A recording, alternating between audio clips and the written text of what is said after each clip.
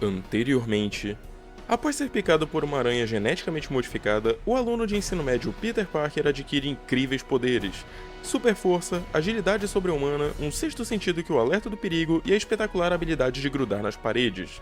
Após um criminoso assassinar seu amado tio Ben, o jovem resolve usar seus dons para proteger aqueles que precisam de ajuda, aprendendo assim uma grande lição: com grandes poderes vem grandes responsabilidades.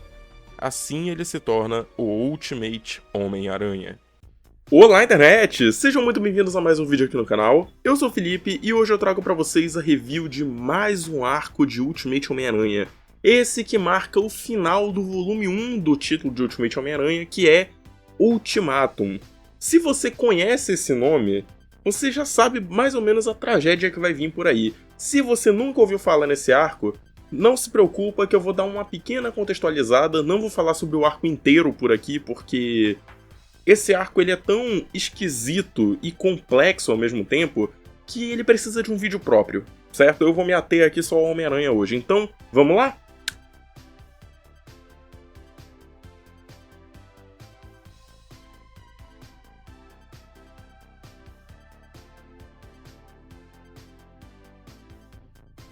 O arco começa com a terceira e última anual de Ultimate Homem-Aranha, em uma história um pouco mais centrada no relacionamento do Peter e da Mary Jane com um pouquinho de ação.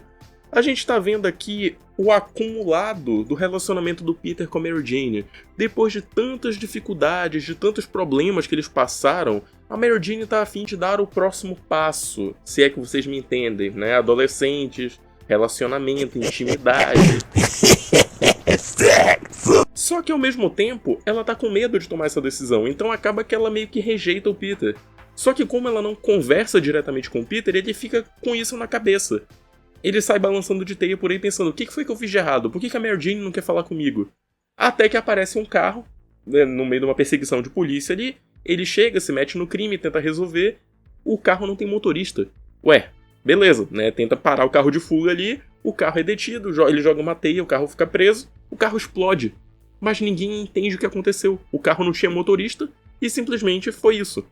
Corta pra Mary Jane na escola, junto da equipe de jornalismo ali dela, que ela tá trabalhando, e a Jessica Jones, que é a chefe da equipe, por algum motivo invocou que essa matéria é digna do jornal da escola. Porque o Homem-Aranha se envolveu, e o Homem-Aranha vai no Midtown, etc, etc. Então, né, eles precisam fazer a cobertura. E aí a Mary Jane e o Peter se conversam, só que de um jeito esquisito, porque a Mary Jane quer resolver o crime, mas não quer conversar sobre a relação dela com o Peter. E aí, ok, o Peter pega um pouco do que ela disse, vai até a polícia, tenta resolver a situação, ele fala pra ela que ele falou com o capitão Frank Quaid, que pra quem não lembra foi o que ajudou ele com o caso do Shocker 2 arcos atrás, e basicamente os crimes ali estavam acontecendo depois do carro de fuga sair.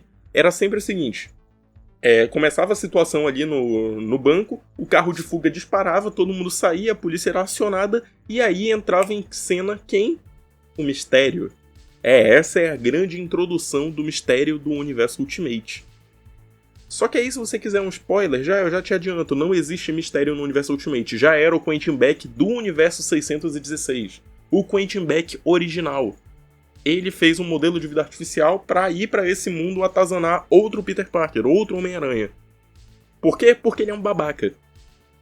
O Peter, né, com a ajuda da Mary Jane ali, e da polícia de Nova York, acabam indo atrás de uma funcionária da polícia que estava ajudando o Beck, estava fazendo um trabalho interno. Eles conseguem chegar ao local, né, cercar a área, só que o Mistério consegue fugir e fala pro Homem-Aranha: eu só vou voltar para te pegar, coisinha, quando eu estiver pronto. Não vai achando que a gente vai se enfrentar a qualquer momento que tu vai acabar comigo. Eu vou voltar quando eu decidir que eu estou pronto, valeu? E o Mistério desaparece. E aí o Peter e a polícia conseguem fugir dali, né? O prédio tá explodindo, a moça que trabalha lá na polícia, que é amiga do Mistério, é presa. E aí, final da história, o Peter vai até a casa da Mary Jane e conta pra ela: olha, então, você tava certa sobre o lance do Mistério. Realmente, tinha alguém trabalhando dentro da polícia, e é isso aí. Mas aqui, por que você não tá falando comigo? E aí eles começam a discutir o lance do relacionamento deles. E o Peter fala pra ela: Mary Jane, pelo amor de Deus, eu não sou nenhum Flash Thompson. Tu acha mesmo que eu vou terminar contigo porque tu não quer fazer coisas comigo? Pelo amor de Deus, mulher, eu planejo casar contigo. Eu sei, eu queria fazer, com certeza eu queria. Mas eu não vou te forçar a nada. Eu nem te forcei em primeiro momento. Por que tu tá brava comigo por não fazer uma coisa que você se pressionou a fazer comigo que eu não disse que queria? E aí, é basicamente adolescente sendo adolescente, que é, de novo, a coisa mais linda que tem nesse título. Porque é um problema idiota criado por pessoas idiotas. Ok, essa edição, ela não é boa, considerando o resto, mas ela também não é ruim, sabe? É uma edição meio bestinha, e eu diria, inclusive, que é tipo, é como se fosse um beijinho no rosto antes de tu tomar um murro de um gorila, que é o que vem a seguir. Por quê? Vamos lá. Pequeno contexto, agora sim é o momento ideal para contextualizar toda a situação. Toda essa desgraça de Ultimatum começou em Supremos 3. Supremos 3, que é tido por muitas pessoas como o pior volume de Supremos, porque a escrita é zoada, a qualidade da arte é inferior. Aí eu já discordo, porque apesar da escrita ser ruim, a arte é do Joe Madureira, é bem bonitinha, eu gosto do estilo de arte dele. Apesar de que a galera considera, né, a qualidade dos Supremos originais com a arte do Brian Hitch infinitamente superior, eu gosto do estilo do Joe Madureira, me julguem. Mas, ok, a questão é, dentro do arco 3, do volume 3 de Supremos, a Feiticeira Escarlate é morta. E ela não é morta por uma pessoa qualquer, ela é morta pelo Ultron. Só que aí qual é o lance? O Magneto pega essa situação de terem matado a filha dele e se emputece com todo o resto do planeta. Ele culpa os Supremos, ele fica bolado, o Noturno. O Mercúrio acaba morrendo. Enfim, Supremos 3 é uma desgraça completa e isso é o que desencadeia Ultimatum. O Magneto quer vingança. O Magneto se irrita tanto, mas tanto, que ele inverte os polos magnéticos da Terra. E isso causa um baita de um tsunami em Nova York. Só que assim, esses eventos, eles são meio que simultâneos, certo? Supremos 3 rola um pouquinho antes da primeira edição do começo do arco ali do Homem-Aranha. E logo depois já vem o Ultimatum e depois vem o Ultimate Homem-Aranha e aí fica meio que intercalado. Então esses eventos eles ocorrem de uma forma geral muito próximos um do outro. Mas, como eu falei, o resumo importante é esse. O Magneto tá puto e ele inverteu os polos magnéticos da Terra e aconteceu um puta de um tsunami. Mas o arco do Homem-Aranha começa um pouquinho antes. A gente acompanha ali o que seria os dias finais dos heróis do universo Ultimate, certo? A gente tem ali o Johnny Storm no encontro, novamente com aquela moça famosa que ele não queria estar encontrando. Ele pede até ajuda do Peter pra tirar ele do encontro. O Peter liga pra ele no meio do encontro. Ele, o quê? O Dr. Destino voltou? Oh, não! Que droga! Terei que terminar o meu encontro. Ele sai de lá, acaba encontrando o Abutre. No meio da luta com o Abutre, ele encontra a Jessica Drew. E ele começa a ficar apaixonadinho nela, sem saber que na verdade ela é um clone mulher do melhor amigo dele. E aí, ok, né? Nisso, no momento ali de ligar pro Johnny, o Peter marcou um rolê dele, da Mary Jane, com a Gwen Stacy, que tinha acabado de voltar dos mortos, o Kenny Kong da escola e a Kitty Pryde. E aí essa galera toda ia se reunir na cidade no dia seguinte pra encontrar o Johnny. E aí tem um momento da rapaziada, né, tal, ver como é que é o lado do Johnny de Nova York, enfim. Inclusive, nesse meio tempo acontece uma parada engraçada. Engraçada pra não dizer trágica e bizarra e completamente fora da curva, que é a Tia May tentando fazer com que a Gwen Stacy seja readmitida na escola. Cara, pensa o seguinte, a gente acompanha esse título aqui desde o começo como fãs de quadrinhos, como fãs de Homem-Aranha, a gente tá acostumado com bizarrice, mas tenta por um segundo se colocar no ponto de vista de uma pessoa comum. Olá, senhora Parker. A que devo sua visita à nossa escola? Bom, senhor diretor, o senhor se lembra de Gwen Stacy? Sim. Uma ótima aluna. Uma pena que houve. O que tem ela? Eu vim rematriculá-la. Como assim? Rematricular? Ela está viva. Tudo não passou de um engano. Engano? Uma aluna morreu e você vem aqui falar que foi um engano? Isso... A SHIELD e Tony Stark disseram que houve um incidente com mutantes, mas ela está bem e pronta para voltar à normalidade. Onde diabos isso é normal? Essa escola já passou por inúmeros incidentes. Homem-Aranha, Duende Verde, mutantes estudam aqui. Um maníaco jogou um ônibus e atirou com submetralhadoras dentro das instalações e você me fala de normalidade?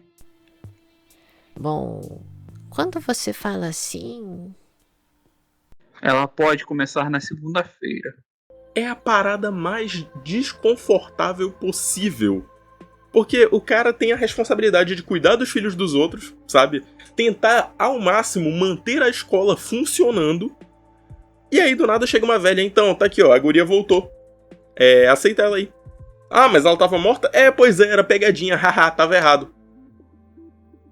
O que diabos ele deveria fazer com essa informação, sabe? E ainda por cima, a velha não recebe só uma carta da SHIELD. Ela recebe uma carta do Tony Stark falando: olha, ela é uma ótima cuidadora, ela é uma ótima mãe, insira aqui o nome da pessoa. Tá tudo certo, tá tudo jóia, deixa ela estudar. É absurdo, cara. É absurdo. Então, o diretor da escola fica meio desconfiado, né? Obviamente ele fica desconfiado. Mas... ok. No dia seguinte, tá todo mundo se preparando pra sair, né? Como eu falei, os meninos vão lá saindo. E a May fica em casa. Logo depois chega a polícia pra levar ela pra um interrogatório.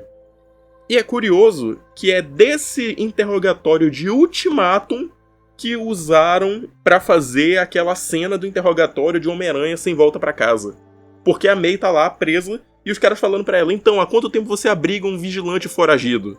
Há quanto tempo você sabe que o seu sobrinho é um Homem-Aranha? Ah, porque você botou fogo na bandeira americana na escada das Nações Unidas 30 anos atrás. Então você, além de hippie, tá ajudando um vigilante mascarado. É uma situação completamente desconfortável. E ao mesmo tempo vai mostrando que tudo ali estava se encaminhando pro final. O diretor da escola fala que a escola vai fechar. A polícia fala que a May vai ser presa e que o Homem-Aranha foi desmascarado e todo mundo agora sabe que o Homem-Aranha é o Peter Parker. Não que a polícia fala isso explicitamente, mas tipo, dá essa sensação de que eles estão chegando muito perto. Só que aí é que começa a desgraça. Lembra que eu falei que a história é intercalada? Então, em Ultimatum, tá lá o pessoal no metrô, né, no trem, indo até a ilha de Manhattan, quando vem um baita de um tsunami e leva metade da cidade, metade das pessoas, uma galera morre. É um negócio horroroso. Tipo, os X-Men morrem, o Demolidor morre, uma porrada de personagens morrem só na primeira onda. Depois ainda vão acontecer outras mortes durante o arco, mas assim, é um negócio horrível. Horrível, horrível, horrível. E aí, ok, no lance lá do trem, o trem para, né, por causa da água. A Kitty dá a seguinte ideia pro Peter: olha, tu é um Homem-Aranha, tu sabe, tu consegue se movimentar melhor do que qualquer um que tá aqui nesse trem, deixa que eu cuido deles, tu vai lá salvar pessoas. Vai! O Peter sai dali e ele tenta entender o que tá acontecendo, porque, cara, é um cenário de fim de mundo. Um belo dia tu tá ali indo pro trabalho, sabe? No dia seguinte, tu não consegue nem ver a calçada.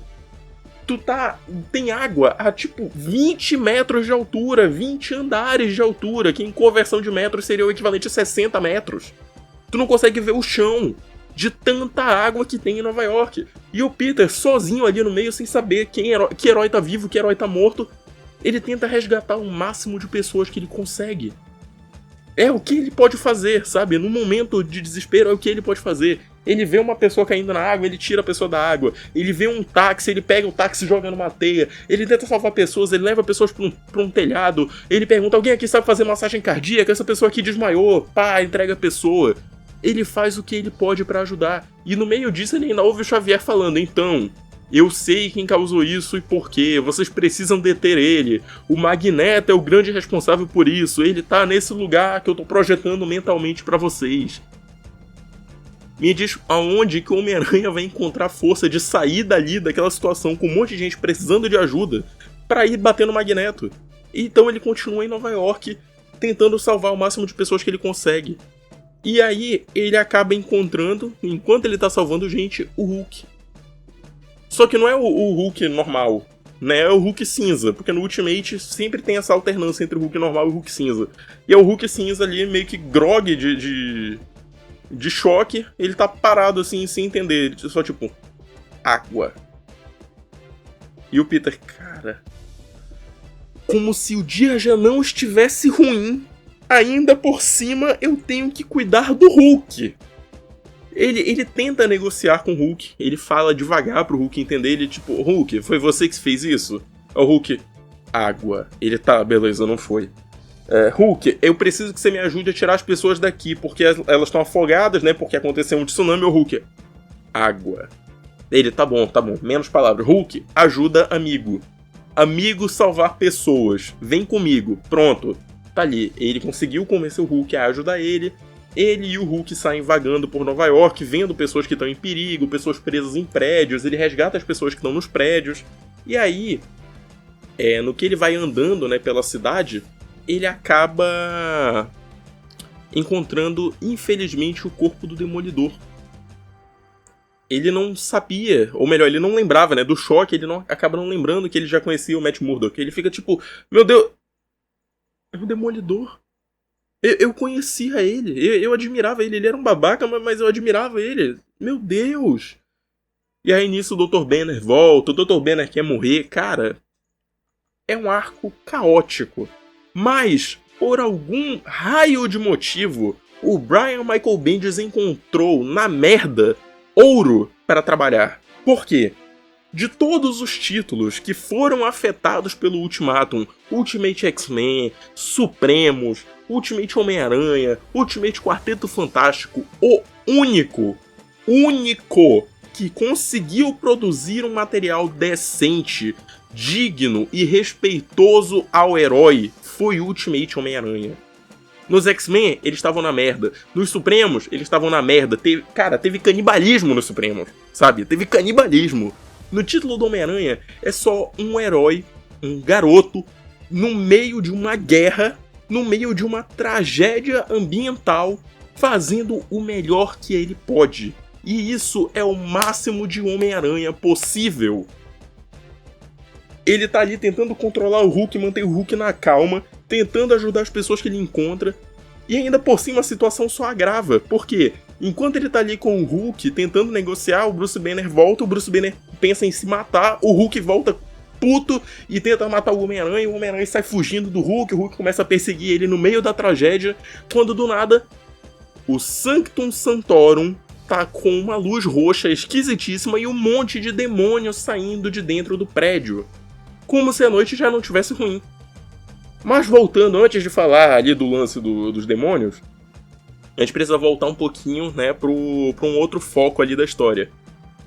Enquanto tá rolando tudo isso, a Tia May tava ali na delegacia, né, a luz da delegacia acabou, e ela sai, ué, por quê? Todo mundo foi embora, só ficou a May na delegacia. Quando ela sai, tem Lembra daquela balsa que tinha lá em Homem-Aranha de Volta ao Lar? Aquela balsa que partiu ao meio? Então, é uma balsa grande pra cacete, certo? Tu pensa, aquilo ali deve pesar toneladas e toneladas. Agora imagina uma dessa encalhada no meio de uma avenida. É isso que aconteceu. A Tia May sai da delegacia, tem lá um negócio imenso na frente dela. E aí, tipo, tem a detetive que prendeu ela, tá ali presa embaixo dos escombros, a May vai lá, tenta salvar ela. Quem aparece pra ajudar? A Jessica Drew. Ela, peraí, você... Tia May? Oxi! Peraí, deixa eu te ajudar. Vai lá, solta as coisas e tal. Pega a May e leva pra outro lugar, pra um lugar mais seguro. E ela tipo, só tô aqui pra ajudar a May. Você conhece ele, né? Você sabe quem ele é. A Jessica, sei, ela. Traz ele pra mim, por favor. Eu não sei quem você é. E eu particularmente não me importo, mas por favor, traz o meu sobrinho de volta. E aí a Jessica Drew se mete nessa história. A missão dela é resgatar o Homem-Aranha. Enquanto isso, a Mary Jane, a Gwen, a Kitty Pryde e o Kong estão ajudando as pessoas a saírem dos trens, né? As pessoas estão sendo tudo mal educadas com a Kitty. A Kitty tentando o máximo dela pra fazer com que as pessoas colaborem, mas as pessoas, você é mutante, vocês causaram isso, vocês mutantes malditos. E a Gwen, cara, pelo amor de Deus, cala a porra da boca, ela tá tentando te ajudar e tu fica aí falando merda. Eles conseguem sair dos trens, todo mundo se ajuda e tal. E aí quando eles vão pro telhado pra ver o que tá rolando, eles só conseguem ver lá um baita de um clarão roxo, água pra tudo que é lado. A única reação da Mary Jane é dar um socão na cara da Kitty. Porque por culpa da Kitty o Peter tá lá. E a Kitty, tu acha que se eu pudesse eu não teria ido? Tu acha que eu não sei que você ama ele tanto quanto eu... Eu vou dar um jeito, eu vou tentar resgatar ele, desculpa, eu vou lá. E aí, ok, tudo tá se acumulando ali pro ápice do arco, que é a Kitty e a Jessica Drew irem buscar o Peter no meio do caos ali do Doutor Estranho. Porque tá todo mundo vendo a luzona roxa, só pode ser ali que ele tá. O Peter vai lá, né, junto do Hulk, e aí quando ele descobre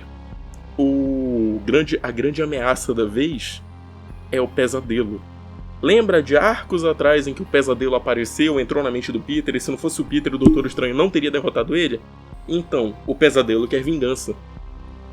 E aí a gente tem um pequeno flashback do Peter falando com o Doutor Estranho sobre um orbe, né, que ele viu ali dentro do Sanctum Sanctorum que ele achou interessante.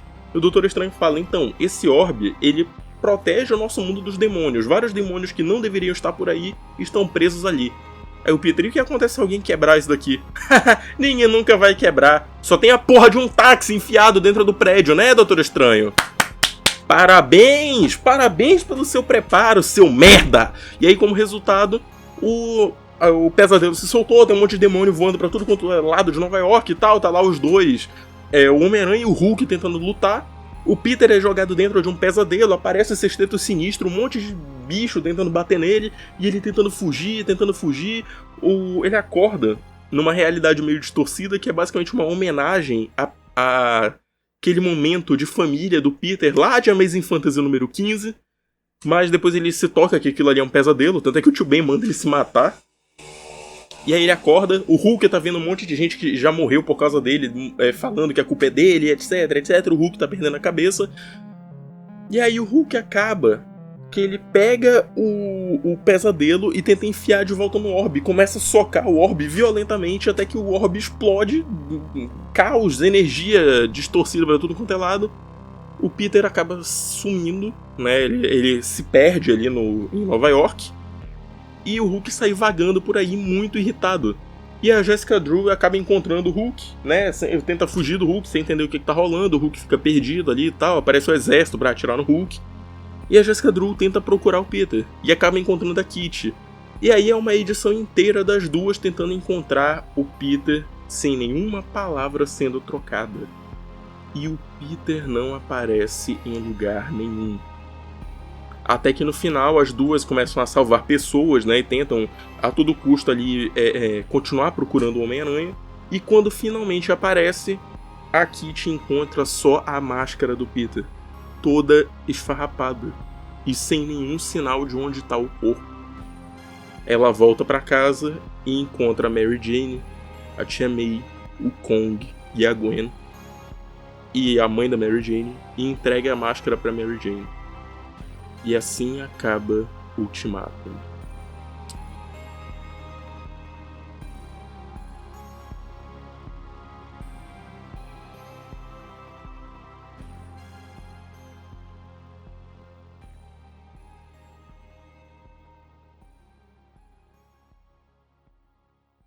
Essa história, ela obviamente foi feita para encerrar o título do Ultimate. Toda a linha Ultimate deveria ter acabado aí. Só que, por algum motivo, não acabou. Isso era pra ter sido um reboot do universo, mas não foi, porque as ramificações que ficaram foram muito severas para não trabalhar. Era um terreno muito fértil para continuar. Então acabou que não só teve esse final trágico pro Homem-Aranha, como a gente também teve um grande momento que foi uma minissérie em 2 capítulos intitulada Ultimatum Spider-Man Requiem. Essas 2 edições, elas valem ouro. Ouro. Porque, como eu falei, diferentemente dos outros heróis que foram pra lugares estranhos, lugares absurdos e teve gente morrendo à torta e à direito, Homem-Aranha foi uma história com coração. Ela foi uma história bem pensada. Então, a gente acompanha no Requiem do Homem-Aranha o dia seguinte. Porque um detalhe que eu deixei passar quando eu tava contando sobre a história principal é a parte do J. Jonah Jameson. Durante o Ultimatum, ele viu algo que ele nunca tinha visto antes. Um herói. Uma pessoa altruísta.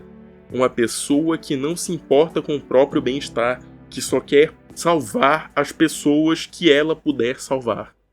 Enquanto ele estava ali, igual um covarde, tentando fugir de Nova York, como ele mesmo fala, ele olha pela janela do escritório dele, quase inundado, e ele só consegue ver uma pessoa, o Homem-Aranha, salvando quem ele pudesse salvar, mergulhando atrás de corpo, atrás de corpo, atrás de corpo, para tentar salvar o máximo de pessoas possível, em um cenário impossível de se ganhar. Então ele fica com essa ideia na cabeça dele, e a única coisa que ele consegue pensar é: eu preciso escrever. Ele começa a rabiscar ali uma matéria, mas ok, acaba que no dia seguinte, né, ele, o Ben Urich e o Robbie Robertson voltam pro prédio do Clarim, lá em Nova York. Eles tinham evacuado pro prédio de Nova Jersey, e lá ele começa a pensar em uma matéria. E aí o Ben Urich saca pra ele um pendrive e fala: tá aqui, ó. O Jameson, o que é isso? Então, sabe todas aquelas vezes em que o Homem-Aranha fez alguma coisa heróica e você nunca quis publicar as minhas histórias? Eu deixei todas elas salvas nesse pendrive.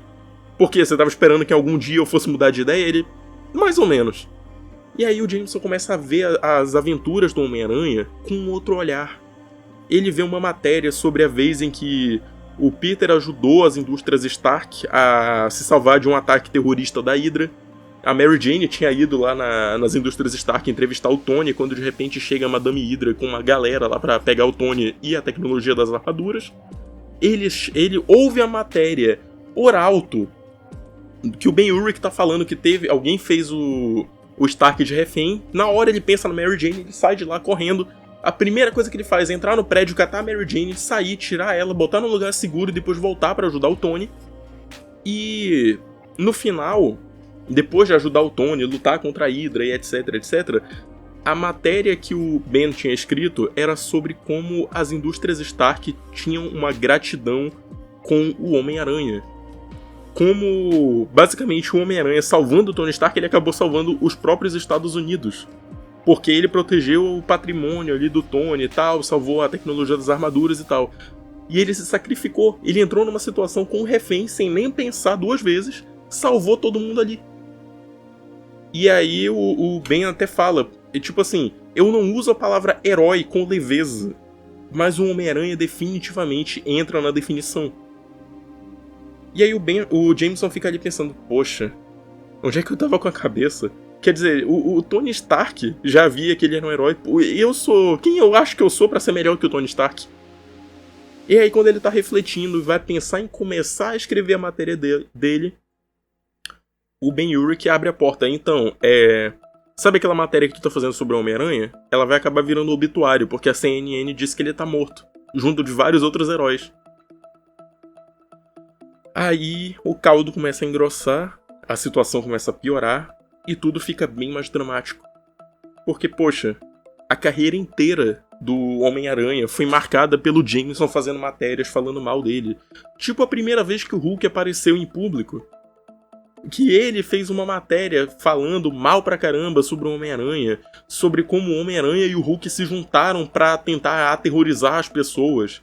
E agora, vendo do ponto de vista jornalístico do Ben Urich, ele lembra dessa história com um outro olhar. E aí acaba que a matéria dele é uma das matérias mais simbólicas da relação do Jameson com o Homem-Aranha existentes. Eu diria que é uma das melhores mudanças de mentalidade do Jameson, e não tão diretamente relacionada ao fato de ele saber que o Homem-Aranha é o Peter, porque ele não sabia. Ele só vem descobrir daqui a uns 2 ou 3 arcos, se eu não me engano. Mas, na época que ele escreveu isso, que ele pensou, o Homem-Aranha morreu, e eu fui um belo de um filho de uma puta que fiquei falando mal desse cara enquanto ele era um herói, eu preciso fazer algo a respeito. Então a matéria que ele faz é algo fantástico, cara. Fantástico. Nova York morreu hoje. E com ela, pessoas de todo tipo e tamanho. A gravidade desta tragédia é insuportável. Mas, quando estiver lendo isso, os fatos já terão sido averiguados. Um sentimento de perda e desesperança tomou conta desse editor, e resta saber se algum outro dia outro sentimento irá substituí-lo. Minha amada esposa se perdeu na condenação eterna que uma vez foi nosso belo lar. E, apesar de minha família ter partido, meus funcionários terem partido, e esse jornal provavelmente ter chegado aos seus dias finais, tudo em que consigo pensar hoje é no Homem-Aranha. Diga que é o choque, diga que é minha incapacidade de processar o verdadeiro horror que todas as nossas vidas se tornaram, mas hoje eu quero falar sobre um de nossos heróis caídos, o Homem-Aranha. Antes de eu ser levado para longe deste inferno, a última coisa que eu testemunhei foi o Homem-Aranha. Testemunhei, possivelmente, seus últimos atos de heroísmo, verdadeiro e altruísmo. Eu vi com meus próprios olhos esse jovem rapaz mergulhar nas águas infernais que nos mataram para tentar, com tudo que tinha, salvar todos que pôde. E agora, eu estou envergonhado comigo mesmo. Agora percebo meus pecados passados, minha fraqueza como homem e minha corrupção como jornalista. Minha confissão é que falhei com vocês. O Homem-Aranha era um herói, não uma aberração, ou uma ameaça, ou qualquer outra coisa que eu tenha chamado nas páginas do meu jornal em troca de risadas e lucro. Um herói. Eu confesso a vocês que em inúmeras ocasiões eu manipulei uma história ou outra para colocar a culpa nele, ou não publiquei a história de jeito algum. Uma dessas histórias me vem à mente. Quando essa história foi publicada originalmente no meu jornal, foi publicada com a seguinte manchete: Exército chamado após Monstro e Homem-Aranha se aliarem para destruir a cidade. Aquilo era falso. Era uma mentira. Olhando as anotações e matérias originais do meu repórter, eu vejo um homem, uma criança, mais corajosa e heróica do que eu jamais vou ver. E essa, infelizmente, não foi a única vez que eu perpetuei essa mentira. Só se pode imaginar que tipo de autoilusão esse editor se prendeu para decidir que ele fazia isso em nome do jornalismo, que isso era servir ao interesse público. Meu obituário do Homem-Aranha é minha confissão, e não apenas por interpretar errado esta matéria, mas todas as outras. Minha incapacidade em entender o que movia foi provavelmente o que me levou a esse caminho de enganos, primeiramente. Talvez fosse o mistério do traje cobrindo o corpo e a máscara, o desconhecido, o indescritível. Um homem, o primeiro do tipo, balançando pela cidade, tomando as leis em suas mãos. Isso deu a nós, a mim, carta branca para rasgá-lo, ridicularizar e atacá-lo. Veja, como jornalista, a minha vida toda, eu sei tão bem quanto qualquer um que é fácil culpar um bicho-papão pelos problemas do mundo. Isso tira toda a culpa dos ombros dos leitores e de nós mesmos. Por que ele se veste assim? Eu não sei. Medo de ser descoberto? Exibicionismo? Segredos tão sombrios que ele nunca poderia revelar seu rosto para o mundo? Nunca saberemos. Tudo o que sabemos sobre ele como ser humano virá dos registros de suas ações. Um moleque tão disposto a ir atrás de um ladrão de bolsas quanto a lutar contra qualquer tipo de macabro que essa cidade tem a oferecer. E como sabemos agora, a cada semana parece que surge uma nova monstruosidade ou mutação tentando nos machucar ou confundir a ordem natural das coisas. E sim, até onde sabemos, o Homem-Aranha era parte dessa desordem. Mas tudo o que sabemos sobre o Homem-Aranha, o único fato indiscutível, é que ele enfrentou cada um dos desafios que apareceram diante dele, frente à ganância, ao mal e à malícia. Ele firmou sua posição, jamais pedindo por pagamento, por recompensa. E quando os ventos da sociedade sopraram contra ele, quando nós da mídia o atacamos como animais selvagens, ele não vacilou. Quer gostemos ou não, quer o agradeçamos ou não, ele se levantou e lutou. Tem, ou teve, uma discussão recorrente em nossa sala de notícias sobre como, com o surgimento de um Homem-Aranha, um Thor ou um Capitão América, novos tipos de criminosos e vilões acompanharam, como se o nível de heroísmo produzisse um nível de vilania, ou vice-versa. Talvez fosse verdade, nunca saberemos. Mas, em retrospecto, tudo que podemos dizer é que, graças a Deus, alguém resolveu enfrentar aqueles que poderiam nos machucar por lucro. Graças a Deus, alguém não se importa com o que pensamos nele. Só podemos imaginar o inferno que vem com uma vida moralmente correta. Desafios e escolhas em cada esquina. Escolhas difíceis. Escolhas que homens honrados e com anos de experiência teriam dificuldade em fazer.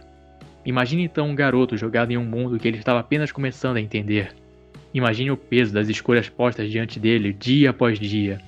E que, no fim, por causa dessas escolhas, esse garoto agora se destaca entre nossos maiores heróis. À medida que os dias e semanas vão se passando, iremos ouvir muitas histórias de bravura e altruísmo de partir o coração. Eu sei disso. Quando essa cidade cai, ela se reergue ainda maior. Para a maioria de nós, essa ideia é a única coisa que nos mantém sãos. Mas o que eu espero, acima de tudo, é que nenhuma palavra que eu tenha dito contra esse herói tenha feito algum de vocês ser contra a ideia de ajudar o próximo. Deixem as ações de seus heróis caídos guiá-los a fazer a coisa certa aqui, nesta que é a nossa hora mais sombria. Não deixe que uma só palavra que eu tenha escrito no passado lhes convença a não ser uma pessoa que vocês precisam ser hoje. Eu posso nunca saber quem o Homem-Aranha foi ou por que ele fez o que fez. Tudo o que eu sei é que ele iria querer que vocês fossem o seu melhor hoje, Nova York. Não vacilem, Nova York. Não fraquejem perante o desafio. Façam como ele tem feito. Nossos melhores dias estão diante de nós. Que todos vocês estejam à altura da ocasião.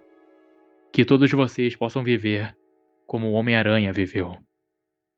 E o mais bonito disso tudo é que quando o Jameson finalmente se toca do que ele estava fazendo, ele escreveu essa matéria de uma forma simbólica, porque ele não sabia do status real do Homem-Aranha. Enquanto ele está ali escrevendo, a gente vê que os heróis eles estão indo vasculhar, né, Nova York, atrás de sobreviventes e tal.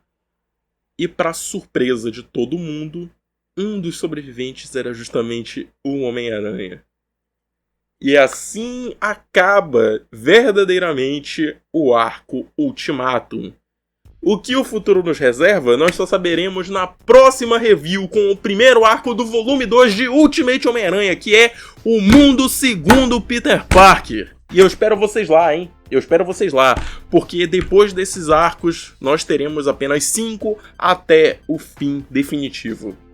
Eu sou o Felipe, eu vou ficando por aqui, eu espero que vocês tenham gostado desse vídeo. Se você gostou, deixa o like, se inscreve no canal, compartilha com seus amigos, assina o Seja Membro também se você quiser me ajudar, porque aí você tem vários benefícios exclusivos. Clica no cardzinho aqui em cima que tu vai ver todos os benefícios de cada categoria, beleza? Eu vou ficando por aqui, vejo vocês na próxima e tchau!